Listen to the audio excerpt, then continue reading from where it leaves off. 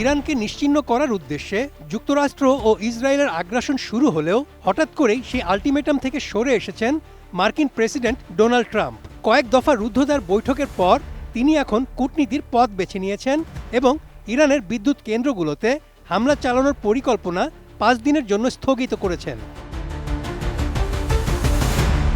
Saudi আরবের রাজধানী রিয়াদে মিশর, তুরস্ক, সৌদি আরব ও পাকিস্তানের পররাষ্ট্র মন্ত্রীরা একটি জরুরি রুদ্ধদ্বার বৈঠক করেন। বৈঠকের লক্ষ্য ছিল ইরান যুদ্ধের একটি কূটনৈতিক সমাধান খুঁজে বের করা। তবে আলোচনার প্রধান সমস্যা ছিল ইরানের পক্ষে কে কথা বলবে, কারণ এরই মধ্যে ইসরায়েলি হামলায় ইরানের জাতীয় নিরাপত্তা প্রধান আলী লারিজানি নিহত হয়েছেন।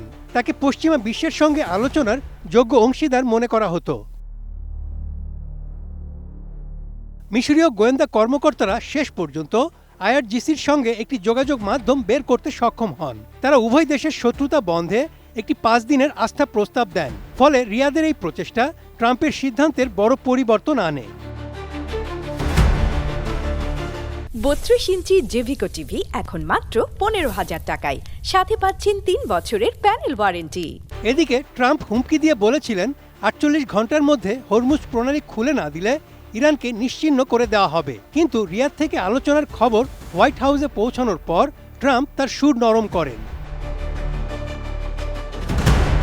আরব দেশগুলো একটি নিরপেক্ষ কমিটির মাধ্যমে হরমুজ প্রণালীর নিয়ন্ত্রণের প্রস্তাব দিলেও আইআরজিসি দাবি করেছে সুয়েজ খালের মতো ইরানও এই জলপথ দিয়ে চলাচলকারী জাহাজগুলোর কাছ থেকে ফি আদায় করবে। সৌদি আরব এই প্রস্তাবের তীব্র বিরোধিতা করে জানিয়েছে তারা হরমুজ প্রণালীতে ইরানের একক আধিপত্য মেনে নেবে না। হরমুজ প্রণালী কার নিয়ন্ত্রণে থাকবে, সাংবাদিকদের এমন প্রশ্নের জবাবে ট্রাম্প মজা করে বলেন, হয়তো আমার এবং পরবর্তী আয়াতুল্লাহর নিয়ন্ত্রণে।